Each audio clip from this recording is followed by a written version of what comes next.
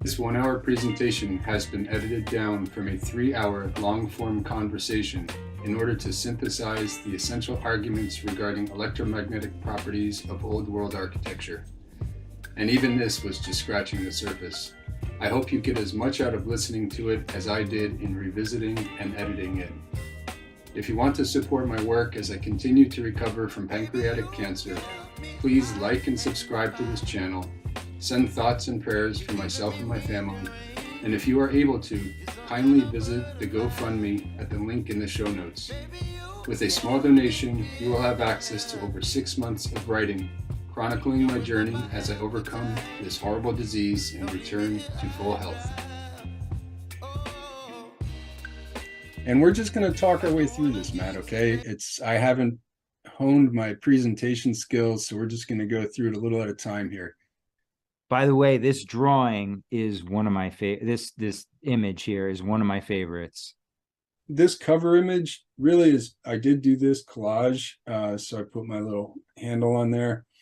The idea of the cathedral being superimposed over the earth with its electromagnetic field surrounding the cathedral. And it's really, this was the crystallization really of the idea of what I was trying to get at, is that all living bodies have an electromagnetic field. So starting out with some quotes from our friend Albert Einstein. He says, "What we have called matter is energy. There is no matter." Now, so this is a very interesting quote because Albert Einstein also denied the existence of the ether. Next quote, "Light is nothing but a sound wave in the ether." So that right there, it's just worth pausing on and just kind of, it's its own meditation, because we understand light as particles that go through empty space from point A to point B. But what this is saying is that there's no particle traveling. If we have an ether, if we have a medium, that light is a perturbation, it's a disturbance, an agitation of the etheric field. And that's what we'll get a little bit more into that as we go. So the idea that I'm trying to put forward is that Old World architecture has an electrical essence. So we see this sort of toroidal field around a living body, whether it be a human, tree, plant. Yep. Why did they have us 6 feet apart? It was to separate our toroidal fields. The human, because the human body has a toroidal field that goes out 6 feet around it. And that's why, people, when you walk by someone, sometimes you don't even have to touch them. You get the goosebumps on the back of your neck. And that's your fields crossing. That's your energies crossing. And you're getting that vibe that maybe this isn't the right vibe I want to be in. You're 100% right. And that shows how devious all of that really was. It was completely arbitrary, but it was also just straight up evil. Yeah, it was just to force children to socially distance. All of that was just so harmful. And it shows, but it's relevant to this, right? Because we are energy. We are full of it. And plasma, right? You look at the sun. The sun is just a giant ball of plasma. So and we're going to get into this. So tell me if you can see my mouse. Yes. Yeah. Okay, good. Because just that you said that the sun is a ball of plasma. Now the idea of this is that plasma is scalable. Plasma phenomena is fully scalable from the macro to the micro. The same type of phenomena happens at all levels. It's self-similar and it's fractal. So you have at the galactic scale, galaxies have a toroidal electromagnetic field. And we won't get too much into dark matter and dark energy and all of the things that modern physics has had to conjure up to explain why, for instance, the stars on the outermost flank of a galaxy spin around at the same rate as the stars on the inside, because gravity can't explain that. Centripetal forces would have this thing fly apart. So they had to come up with these phantom forces, such as dark matters pushing in on a galaxy to hold it together. The electric universe theory does not have that problem. So you have these toroidal fields around galaxies. You have it at the celestial scale around suns, and you have it at the planetary scale. So the Earth has its own electromagnetic field. Now, my understanding is that when we witness the aurora borealis, the northern lights, what we're seeing is where the electric field of the Earth is supercharged as it hits the Earth. So again, going back to this idea that the ancients in the olden times, the atmosphere was more highly electric charged, so more plasma phenomena was visible to our ancestors. So this again is from Ken Wheeler. This breakdown. So you have this 0 point. People talk about 0 point energy, right? How do we get perpetual and free energy? Well, the 0 point is where the torus folds in on itself and comes back out again. And so that's the dielectric point. The magnetic point, magnetism, is what happens out out here in the field. So the magnetism is the field outside of the 0 point dielectric. This is the toroid. The hyperboloid is what's in here. This is the hyperboloid, right? It's the hourglass on the inside. The anode is the magnetic field. The cathode is the dielectric 0 point. This can also be, the magnetic field can also be associated with heat, and the dielectric 0 point can be associated with cold. And he makes this, what I think is a really profound point, that it's the 0 point is light. That's the source. What we perceive as light is really illumination. And he makes that distinction. And it's really profound. And it's something that I'm just, sitting with and kind of taking on as a meditation. But the idea that what we perceive as light is really illumination, and that light itself it's the source, and it's the nothing versus the everything of the magnetic field. So when we experience reality, we're experiencing the magnetic field opening up. Okay. So it'd be the presence and absence of light. It's the everything and the nothing. Okay. Wow. That's an interesting take on it. So again, plants and trees are rooted in the electromagnetic field of the Earth just by their being rooted. Yep. Right? A tree doesn't have trouble maintaining its electromagnetic field in alignment with the Earth's, because it's rooted in the Earth, and that's the source of its life, and it'll never move from that as long as it's living. And an apple grows on the tree, right? So it's going to have a perfectly intact electromagnetic field when it's picked. Here, this is a bone to the flat Earth community, because I just think this is a super cool graphic.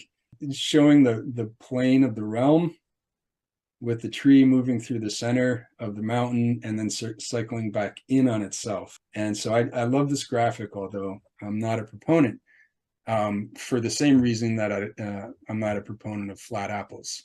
But that's all I'll say about that. No, I like this. That was really interesting there, because and again, that gets into the whole as above, so below concept too.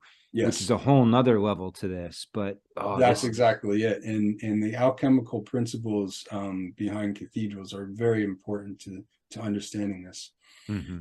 So human beings, on the other hand, we're not rooted, right? And we're seeking a connection with divinity. We're trying to find ways to align our light body with the divine, with the Earth, but with the divine, with the source ultimately. Well, that's why grounding is so significant, right? I mean, yep. I never believed in any of that, and honestly, for a good 35 years of my life, I would not take my shoes off. And it's like, I got brainwashed by the system to believe that, these are the best things ever for your feet. And then all of a sudden you start taking your shoes off and you start walking around and you're like, oh, wow, there's something too, that you feel that energy, you feel the connection come through you. Yeah, the hippies, they were onto something with that one for sure. Going barefoot on the beach or in the grass. Well, and that also leads you to think about, you know, all the concrete that's out there, all the asphalt that's out there that inhibits that, you know, and the rubber on your shoes, and I think of all the rubber that's out there to inhibit connection and prohibit connection. So yeah, and so you wonder why there's so much dis-ease. It's just like everywhere you turn, we're disconnected from the source. And so this is what we're after, right? And I think, you know, this search of old world architecture, I think in a lot of ways is this yearning that we have, and this, it's a nostalgia for something that, you know, was just there just yesterday. It was still somewhat intact, or mostly intact even, you know, not too long ago. And so we've been ripped out of that more sort of natural, and, you know, I like to call it the analog world. Yes.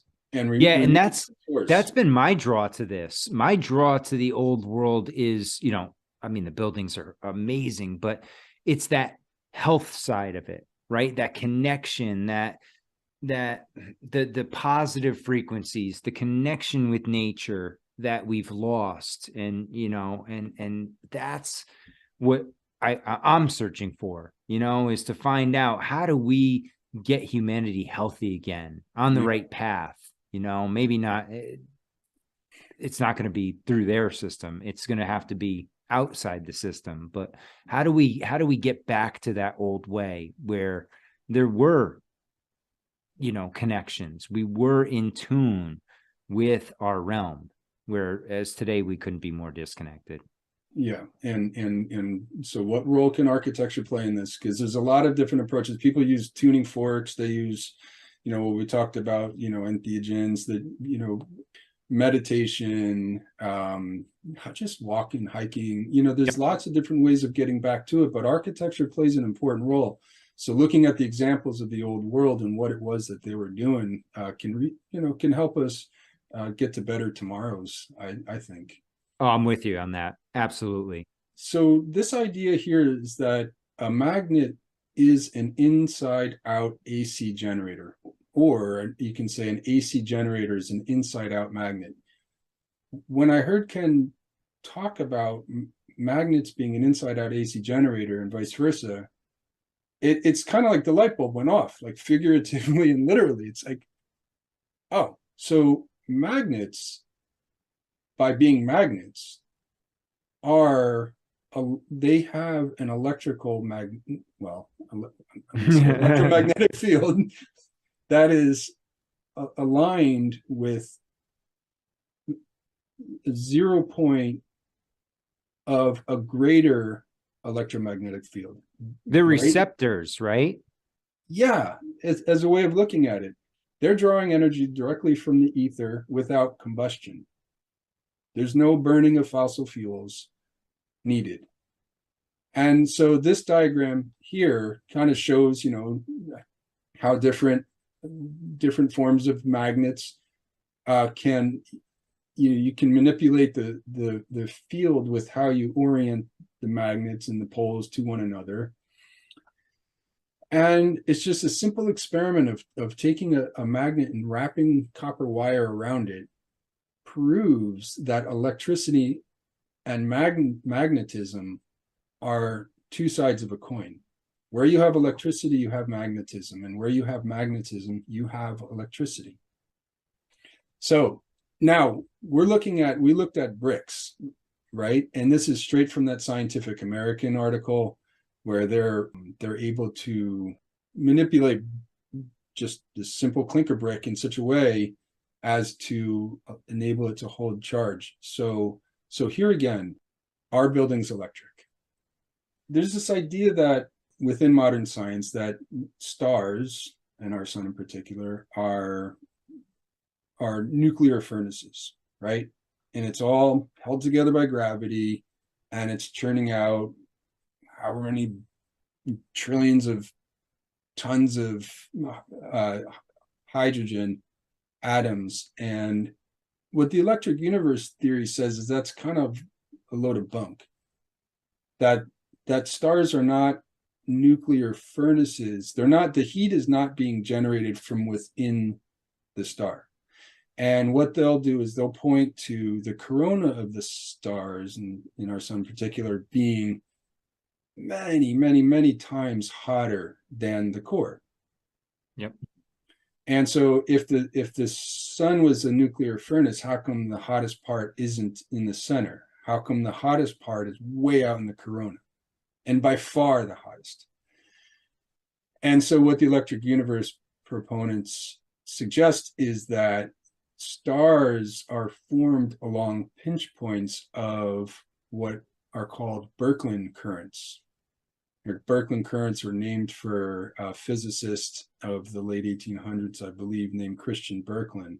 And he did actual plasma experiments showing this stuff. And so that throughout the vastness of space, there are pairs of plasma filaments, again called Birkeland currents, that when they wrap around one another, they intensify, and so then you get stars along these pairs of filaments, and they refer to them as pearls on a string. The filaments being the string. And Walt Thornhill, he's sort of like the godfather of the Thunderbolts project, and he explains this eloquently. So I'd recommend people go and check out the work of Walt Thornhill. Yeah, Matthew, and for anybody listening, I love the diagram that you have here at the bottom where it has, the two stars, and then it shows them basically as they're getting closer, and then almost as they link, right? And then they start spinning in almost it looks like a counterclockwise fashion until at the end, initially they start with two dots, so to speak. Mm-hmm. And then by the end of it, you've had them twist and merge into almost a yin yang sign. Mm-hmm. Now, what those two dots are, are actual cross sections of these plasma filaments. Mm-hmm. So you can see it in the visual here, where you have, if you took a cross section here, you'd get this sort of owl-like form, right? Yep. And then as the filaments begin to twist around each other, you get this yin and yang twisting, swirling, like hurricane-like pattern. And what's interesting about the magnetic one is it's almost like a bullseye, right? I mean, you have layers of circles, where in the plasma side, it's totally like you were saying, it's a swirl, yin yang pattern. It's a different perspective of it. Yeah. And so if we can imagine for a moment that stars are powered from without by these circuits, by these plasma filaments called Birkeland currents, well, then it's kind of a game changer, because we go back to the images from earlier, where you have galaxies charging stars, charging planets, charging us. Yep. Right? You can see the self-similarity and the fractal nature of this. Oh. And so here's some further experimentation where, and maybe you've seen these ferrocell experiments, where they'll take just two sheets of glass and they'll put a ferrofluid, which is just like a super thin, highly viscous fluid in the middle, and shine a light through. And then when you add a magnet to it, what emerges is really the conjugate nature of the universe. You see, without having to take mushrooms, you can see the nature of the geometry of the ether. Yeah, I mean, that looks like the flower of life almost. Exactly. Yeah. Wow. Yes. And again, when you look at this, okay, so this is a plasma formation. And so you can see again these owl eyes here again with this simple charge running through a copper wire in the iron filings, creating this owl-like field pattern. And then when you look at petroglyphs, and this is another case that they make, is that petroglyphs are a record of plasma formations that were witnessed all over the earth, which could help explain why the motifs of petroglyphs are so similar no matter where you go. And I believe it was Anthony Peratt that actually went and actually studied in situ petroglyphs and documented, showed that they face the same direction with, over great distances. Really? They'll have this similar carvings very far apart from each other, miles, hundreds of miles apart, but facing the same direction, which seems to suggest that they were recording something that they were seeing in the sky. And you see different ones, like Jacob's Ladder is another plasma formation. This is why I'm wearing this t-shirt. You see this, the stick man. Yep. And this image here is actually a plasma generated image in a laboratory. Really? Yeah. And it's how the stick man is represented in rock art all over the world. Wow, this owl thing has got my head spinning now, because there's so much symbolism in the owl and so much use of owl symbolism in all over the place, that wow. And for those who really want to go there, here is a yeah, crop circle. It is a crop circle of the owl eyes, and who's trying to tell us something. It's like the owl eyes in the sun. Right. I mean, look at this. It's like a pine cone or a sunflower pattern. Yep. Now, why would a pine cone or a sunflower grow the way it does? Because this is the nature of the geometry of the ether that is it's forming out of. And that shape right there is, when I was looking down at the grass, that's what I would see, was just those perfect sacred patterns just repeated over and over. And that's it's just so amazing to see here and tie it in together, that but you see it everywhere. It's in all creation. And just this crop circle. It's like you have the owl eyes and you have this pattern superimposed on one. Exactly. Yep. Wow. Now, what's the upper right picture with the fingers and the two circles? So this is how you derive these or generate these geometric patterns with the ferrocell experiment. Is you just apply a magnet to it. Right over it. Okay, that's the magnet. Okay, yeah. Yep, I see. And so this one here, where you get the owl eyes, that magnet would have been just turned on its side. So it's on the plate like this. The plate is here. Yep. And you're getting the toroidal that way. It's the yin and the yang. Yep. Yeah. The two sides of the energy field. Wow, that's so cool. This is cool. This is really cool, because back to my visit to the museum, the local museum in Ellensburg, I saw this pattern on the wall in a picture, and they've actually got actual petroglyphs in there that were taken from the Columbia River Gorge. So this image here actually came from right around me in the Columbia River Gorge. Oh, that's so cool. Isn't it amazing when you find it locally? You get into the yeah. Because you realize you're connected to all of this directly, and it's all around us, hidden in plain sight. Yeah, that's the thing. But many are blind to it and can't see it, and that's the problem. That's why I do this, is to try and let people see it, and hopefully we open a couple eyes. So this is my ode to Walter Russell and his amazing book, Universal One. Matt, are you familiar with this book? I haven't read it. I know who Walter Russell is, though. I highly recommend it. I mean, I put this up here just to demonstrate that this is, I believe that this is what he was driving at. That gravitation doesn't explain the structure of the universe, but with gravitation, you need radiation. You need the yin and the yang, inhalation and exhalation, right? Yep. curving in and curving out, positive and negative charge. So that's what we're after here. And so just a quick counterpoint here, modern scientism denies the ether, confines electricity to wires fed by combustion, and claims the sun is a dangerous sort of disease. Yeah. So sacred buildings are aligned and attuned to the human form. So this is, I love this image. Again, not my artwork. This is attributed to DW. Down here, hats off to you.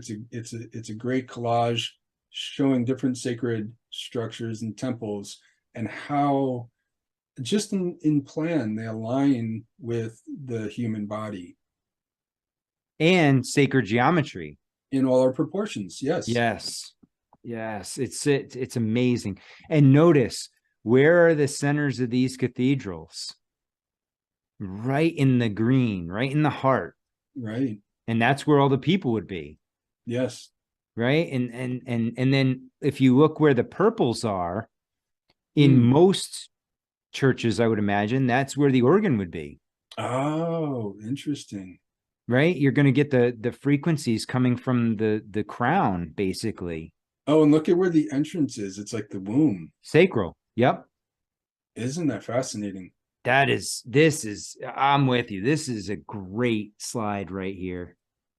This really lays it out and makes you see that there is more to these cathedrals than just, a stone building. There is. And look at where they have the choir is in the throat chakra. Yep.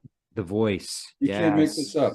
That is, wow. I've never, and I just before, when we were talking and I was scrolling through, because I have pictures like this that shows the sacred geometric patterns in the different, and it had the human body, and I never even put the chakras together with the cathedral, because that's amazing. From entering in the womb area, going up through the stomach. Wow. So you're climbing the chakras as you get closer to the organs.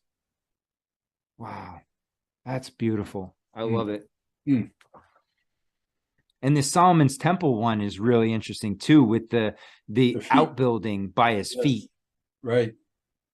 Interesting too. Yeah. Great slide. Oh, I love that one. So then we were talking about alchemy, and this image over here on the right is from a book that was actually recommended by Jay Widener, which I picked up. It was the most expensive book I ever bought, but I'm so glad I did. Called Natural Architecture, and they get into the alchemy of the sacred geometry of the cathedrals.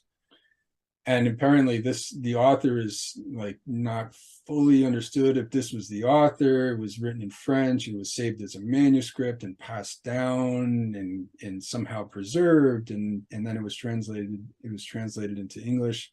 But what I love about this image on the right there is that it shows the alchemist holding the model of the cathedral and examining it as a sacred work. Yeah, that's a great. I'm just trying to look at all the intricate details. It's just such a detailed drawing too. And there's, the little flags up above. You've got the stars. It looks like pine cones. I don't know what the first flag is, but then you get into you've got the masonry tools. They look like acorns. Yeah. So it's almost. None of this stuff is by accident, and it's all so intentional. And that's what this tells me. Every piece of it is considered as a part of the whole. And again, the self-similar fractal replication of each part relating back to the whole in this really highly charged, resonant, harmonic whole. There's a book out there called Pillars of the Earth. It's a novel. What's the guy's name? I have it on my shelf back here. Can't remember the author's name right now. Ken Follett, I believe. And he makes a big fuss in the preface about how he spent, I don't know, 10 or 20 years traveling around to cathedrals and studying cathedrals, and he really wanted to write a novel about that was based on the story of how a cathedral was built. And it's really good storytelling. But how he describes the actual building of the cathedral was this really kind of cartoonish, like trial and error. Like, well, they tried this, it didn't work, so they did something else. Well, his daughter was sitting in the structure after, you know, the shell was up, and she looked up and said, "Dad, wouldn't a window look really great there?" And her name was Rose, so now we call them Rose windows. And it was just like, come on. That's Like it. I've come to the point where I think cathedrals, they're, first of all, they're divinely inspired. Second of all, we have no idea what we're looking at. That's how I feel. Like, whenever you see, you know, drawings, you never see like actual construction drawings. Like, how the hell did these things go together?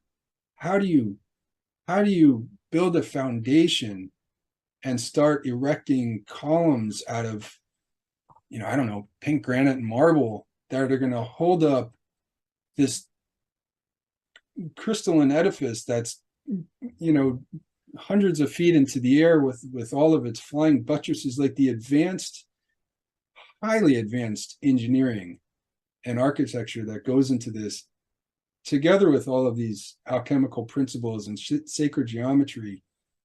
It's so mind-boggling. And I really do believe that, we talk about like levels of consciousness.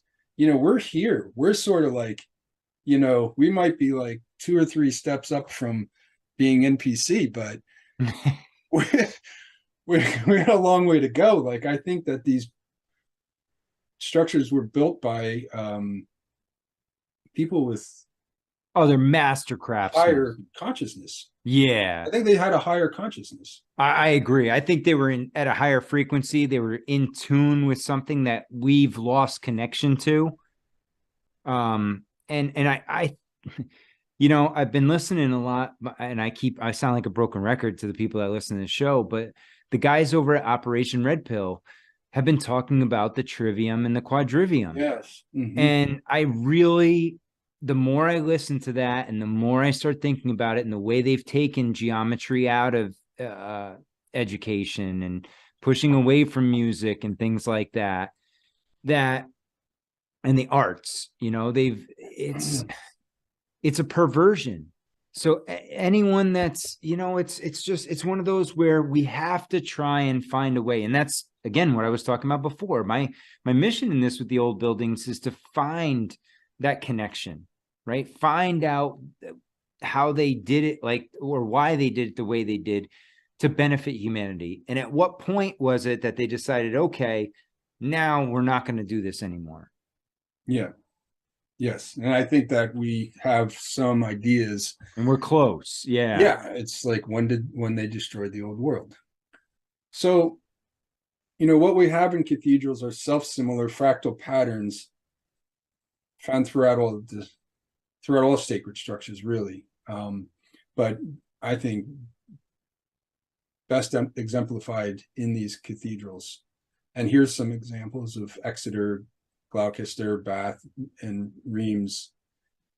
And you know, what's funny too, Matthew, is that, you know, here, all these pictures are European, right? Mm-hmm. And when people think about these structures, they're like, oh yeah, those are European structures. Well, then you go over to India, you see similar structures over there. You go to China, you go to South America, you know, you go to Africa, and you start seeing similar structures all over Persia. The world. And it's not just in Europe, like we're led to believe. I've got some images coming up of St. Patrick's Cathedral in New York City, and it's just like this. You know, and I've been in St. Patrick's, and man, is that a beautiful cathedral. Mm-hmm. Oof. Yeah, I wish I went in it with the eyes I have now, though. Exactly. Yeah. Speaking of that, I studied architecture in Newark, New Jersey, and it was a stone's throw. My architecture school, it was a stone's throw from, I believe it's Sacred Heart Cathedral, and in Newark, you can look that up. It's breathtaking. Yep. And I just, you know, I still had the blinders on. Mm-hmm. I didn't appreciate what was right there. Like, I really do want to go back and just spend some time because it's world-class architecture. And I Yeah. didn't go in it once, and I'm embarrassed to say that, because I Hey, was still into like the Bauhaus and like Corbusier and modern architecture. I thought that was cool. Little did I know. well, field trip. Yes. So, and just as in nature, self-similar fractal patterns are found throughout. Oh, this is And great. Yeah, my so if you hold friend, these side by side, a picture starts to emerge of, these cathedrals are built with natural order, natural law, and the natural exquisite beauty of just the logos that comes with adhering to nature's principles. Right. So we have Lichtenberg currents, which shown in the middle here is this wood engraving technique of attaching two electric cables to a block of wood that's wet with water and running a current, and then it creates fractal Lichtenberg figures that look just like canyons at the macro scale, and then they make these beautiful sculptural pieces. And again, thinking about the fact that plasma phenomena is fully scalable from the macro to the micro. So you have crystals that self-replicate. There's self-similar fractal patterns in these crystals. The Mandelbrot set. Everybody's probably sat there with a video running of Mandelbrot set getting dizzy, but seeing these patterns repeat over and over and over again. It's just a very simple equation that derives it at this infinite variation. Fern leaves, ice crystals. It just yeah, goes on and on. and these, I mean, this Lichtenberg pattern really gets me, man, because you see it, and when you're in the electric universe, you start listening to people, and I know Aria Sulin really pushes it, that you look at the Grand Canyon and it's essentially just a Lichtenberg pattern. It's Yes. it's fried. Yeah. And anyone that wants to see more pictures of this, on Instagram, Tartaria Ann had just put, I think, probably 20 pictures out there of the Lichtenberg. So Yeah. you want to Well, see you it can just hover over the Southwest on Google Maps and zoom in and out, and you're just going to come across one Lichtenberg pattern after another. And it does look like that whole region has been fried. Yeah, And the whole, it's basically the Rockies West, that whole area up and down the Rockies and around the Grand Canyon, and you go down into New Mexico and Arizona. It's all, yeah. and So what else do you see out there? It's all red, huh, right? All the land is oxidized. It's just, it's red. It's almost like it's been burnt. like Mars. Yeah. Yeah. Yep. Valles Marineris on Mars, it's the scar across the face of Mars, is a ginormous, is many times the size of the Grand Canyon. And if you really look at it, it looks like a plasma thunderbolt just raked itself across the surface of Mars. Yep. And if you really, when you get into that, it's fun because modern planetary astrophysicists would say that that was as a result of water erosion that once, when Mars once had water. Well, I'm not denying that Mars once had water, but that canyon system, fractal canyon system, doesn't have outlets. Like the branches of the canyons they create these Lichtenberg branches and they just end. And there's no outlets where the water would have gone. The water would just kind of fill up. It would have pooled, right? It would have pooled. Yeah. So it suggests that maybe it's not from water erosion, and perhaps again it goes back to the myths of the ancestors and the idea of the thunderbolts of the gods. So I'm showing these images to again, just to really emphasize this idea that these sacred buildings are following natural patterns. Yep. Right. And here we have, from the outside, the stone and metallic spires and fractal antennas found throughout sacred structures, pulling down that etheric energy. And then I also notice on a lot of these is that they always have, you know, it's not stained glass, but that large window in the front that has a ornate geometric pattern in it, you know, the circle, which would, you know, on some modern, they would put like a clock in there or something, you know. You mean Rose's window? Yeah, Rose's window in the middle. It's like, it's just, it's amazing. And so you think about it now, why would they put that there? It's not for decoration, right? I mean, it has to have a function. These buildings are functional. They're not, you know, just a plan that they put together. These are living, breathing structures. Yeah. So if what I'm saying is true, that these structures are hyper focusing these electromagnetic currents, let's say, right? And placing it in, and you have on the inside, you have this sort of fractal crystalline structure made of conductive materials, by the way, right? Yep. Heavily conductive, and then you have by the way. What's that? Heavily conductive, by the way. Heavily conductive materials, piezoelectric properties. You have the pipe organ, like we've discussed, right? In the head chakra. Yep. Pumping this vibration through this crystalline structure. Well, that rose window placed where it is going to act as an amplifier. Yes. Sending all of that good juju out into your community.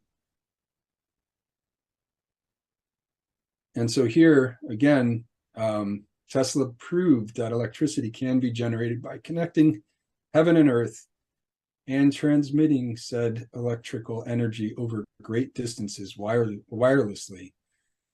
So the question that we keep bumping up against is this old world technology. That is the $1 million question, isn't it? Right? I mean, because you look at it and it's not, though, when we look back, because looking at these old pictures and hearing about it, it's been around, it's been known. And Tesla wasn't the originator of it, right? I mean, Tesla got his work from others. That's what I understand. Not to take anything away from him, but no. Did he come up with all of these ideas, or did he comprehend all of these ideas? And, you know, and again, we discussed last time how, you know, all the patent offices, United States patent offices burned down twice.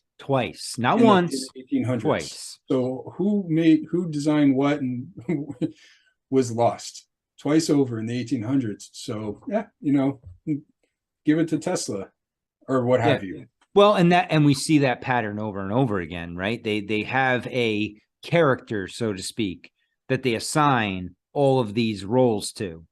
Yeah. And it repeats throughout history. Same with the architects. I would love to do a podcast with you where we just talk about the made up architects. I would go around and identify. I've been looking into like Burnham and Root, yes, from Chicago, because those guys just built everything. You know, yes. Every park in America, every building. You know, they built thousands of buildings. Well, it's Olmsted gets every park, and he was that's it. Olmsted journalist. Yep. Yeah, and that's what. Well, Burnham wasn't even an architect. Like, and then all of a sudden he's credited with building a mansion for like the richest guy in Chicago, and then marries his daughter.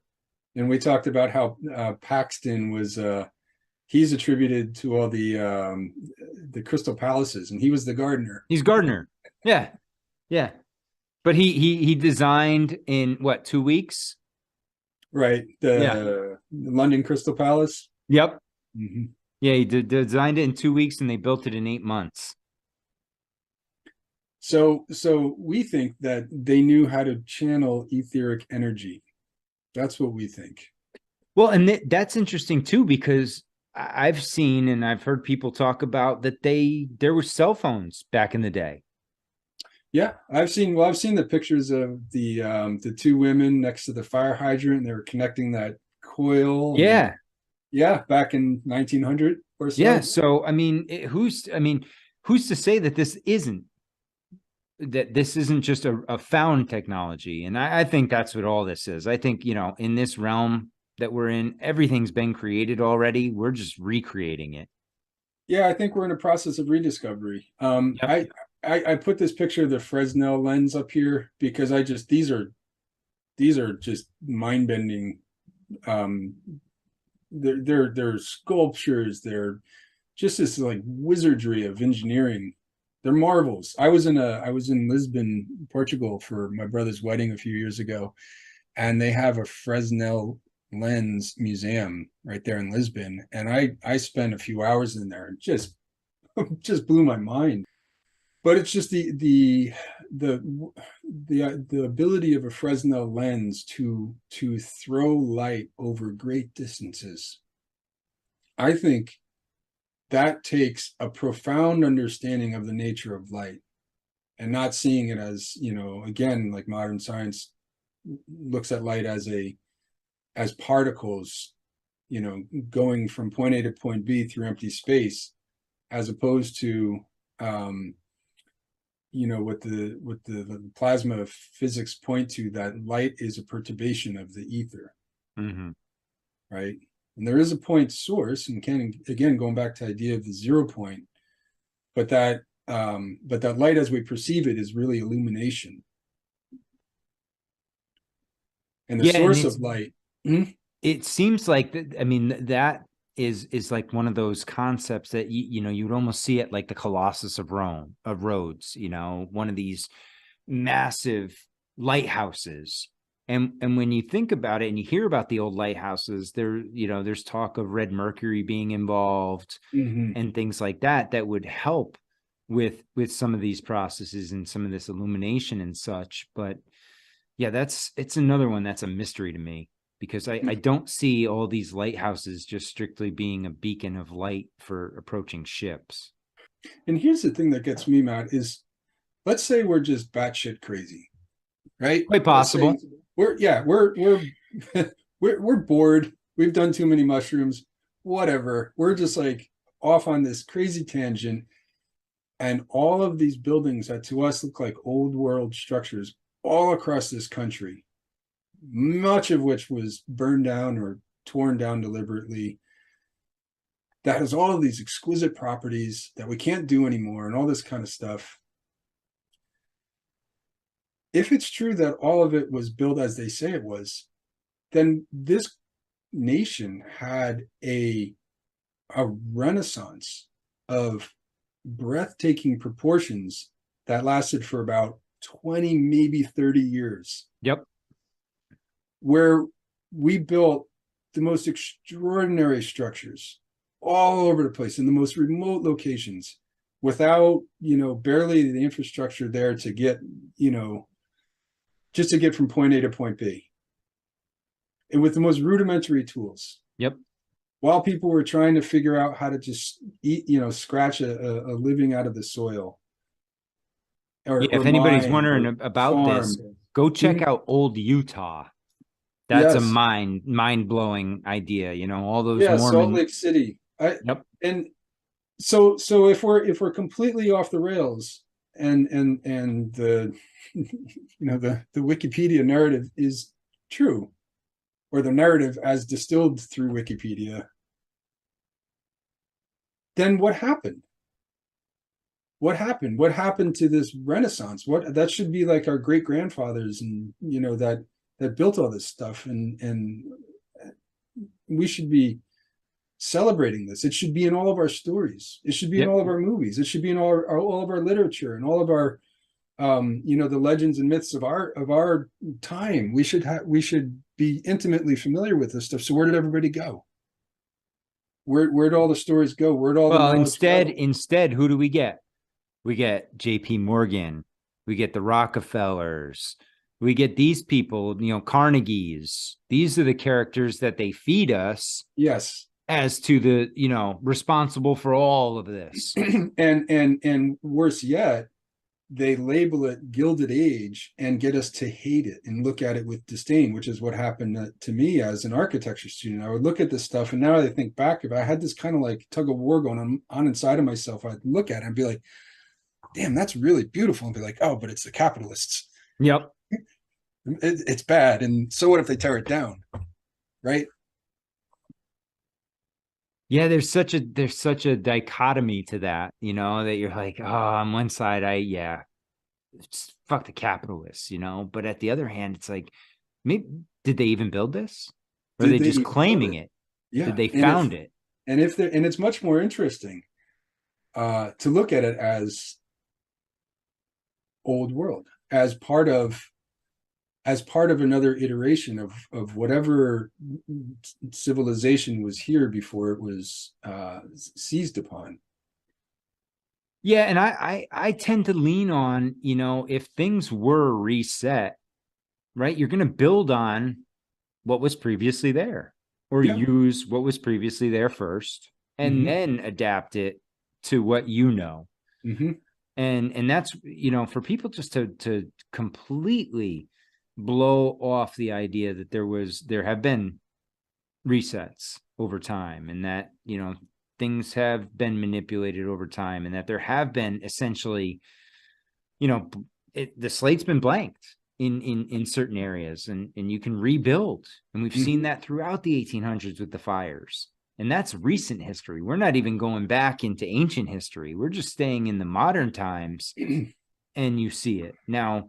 Magnify that or multiply that for thousands and thousands of years. How many times could it have happened? How many resets have we been involved in? And we Right. just really don't know. Right. And, you know, Plato talked about civilization being cyclical. You know, we are trained to think that it's linear, and that we're the cat's meow, and the, you know, the latest and greatest, and everything was leading up to, you know, our iPhone in our pocket. Um, and I understand it's, you know, for many, and, you know, even for myself in the beginning, you know, it seemed a bridge too far to think, well, all the textbooks are wrong. And all right, fuck the textbooks, because whatever about school, but all the, you know, the literature is wrong, and you know, the basically the historical record, and what, how could there be such a sense of like a collective amnesia that there's just no recollection of it? Well, then you get into, you know, these palatial orphanages and insane asylums all across the landscape, you know, these remote locations where there's sprawling palaces with exquisite architecture that are stuffed full of crazy people. Where do all the crazy people come from? And then you get into the orphan trains, you know, that were redistributing children across the landscape to any farmer that would take them. And what was going on there? And the baby incubator babies, right? Incubator babies at world fairs. It gets strange. It gets in it, you know, as we discussed a little bit last time, it can be a little dark, and it's unsettling, you know, and sometimes you just have to take it in digestible bites. Yeah, and that's the thing, because if you present the whole story as, you know, we start seeing it unravel, that's when you get, oh, you're just crazy. That's just totally insane. But when you start piecing together asylums and orphanages and world fairs where these folks would learn the ways that they're going to have to live going forward, it doesn't seem so crazy. And that when you start talking or looking at firsthand accounts of people at the fairs and saying that, yeah, they walked around like they were under a spell. Right. Well, that's because they probably have no clue where they are or what they're doing here. That's because they're under a spell. Yeah. So they're so disoriented that, you know, you've just taken, it's like taking us and dropping us in the middle of the desert or the rainforest and saying, yeah, good luck. Yeah. And you're like, oh, you're looking around like, oh shit, what do I do? Like, I don't know what's poisonous, what's not. I don't know what's going to kill me, what's not. Yeah, I don't know what's going on here. It's going to take you a we're all while. under a spell. Yep. We're all completely under a spell. And not only that, it's like, how do you tell somebody that's like maybe living in the suburbs that, hey, do you know that there was like a star fort here before? It's like, well, it's not here now. You know, I got shit to do. Yep. So speaking of Rose's windows, they're masterpieces of cymatic design identified with cathedrals all around the world. And again, my contention is that these lovely devices are devices, and and they're acting as amplifiers for all of that energy that is being, gathered and channeled by the cathedral itself. I put this image here because this idea has been floating around, harkening back to Ewar's videos of the magnetron, or showing the magnetron, and how just by the geometry of this device, and in this case a spinning cathode at the center of it. Remember, we talked about the cathode and the anode. Well, when this spins, and this is still just by the way of this self-similar fractal geometry going around the inside of the circle, it generates charge. This is generating charge. These exist inside of every microwave. Yep. So, looking at rose windows, and again, where do we see this kind of thing in nature? And it's just like the flower of life is the foundation where you got me. This geometry. Is Dr. Emoto. Mm-hmm. Oh, yes. I love it. Go on. Yes. Again, just re-emphasizing the case that these sacred structures are following nature's rules, following natural principles and natural order. And you can come up with all of the Platonic solids starting with a single point. And I just love that. I love that idea. You start with a point, and that's the void. And then you go out equidistant from there, and you get a circle, and you overlap the centers of two circles, and you get the Vesica Pisces. And it just goes on and on, in self-similar fractal replication. You end up with the seed of life, the flower of life, and before you know it, you have Metatron's cube. Yep. And from there, the geometry, it jumps from 2-dimensional to 3 dimensions.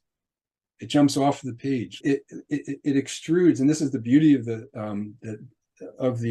Platonic solids, in addition to the fact that they all fit within a sphere where the vertices all touch the edge of the sphere. They have that in common, but how they all are just extruded from intersecting lines on this Metatron cube, which comes from the fruit of life, connecting the centers of the fruit of life shapes. Which is also the pattern that we see in our star forts. Which is the patterns that we see in sacred structures across the realm. All across, yep. It's the basis for it, at least, right? Mm-hmm. Yeah, this is the foundation. And when you start, it's like, I remember when I was studying in architecture school, and you take your architecture studio class, spend all your time there.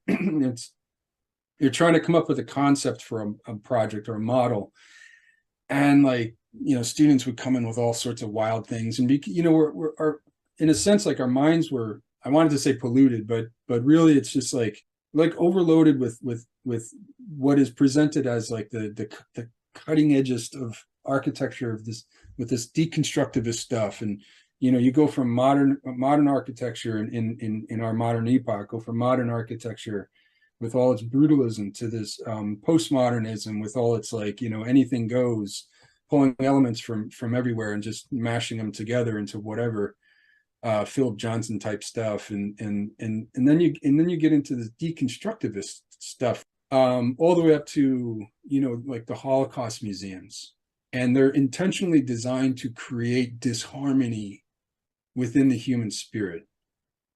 Right? You find that in contemporary public sculptures that are put into town squares and cities all in Europe and the United States.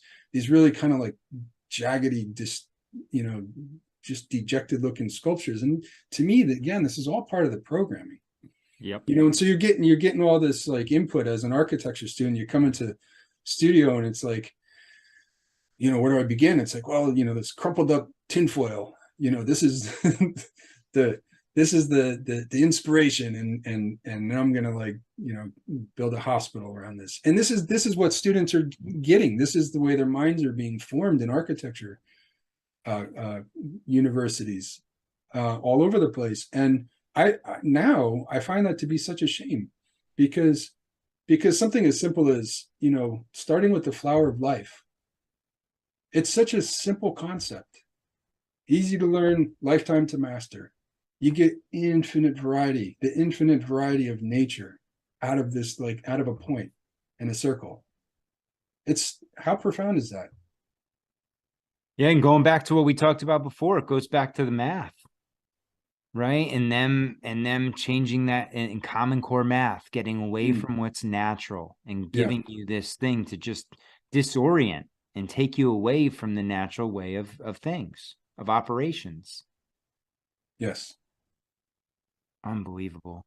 Yeah. Yeah, it's I get it. I really believe in this because of the, you look into Dr. Emoto's studies and you just think about in general, negative thoughts, negative words, it has an impact. Yes. Positivity, positive thoughts, positive words, they have an impact on you.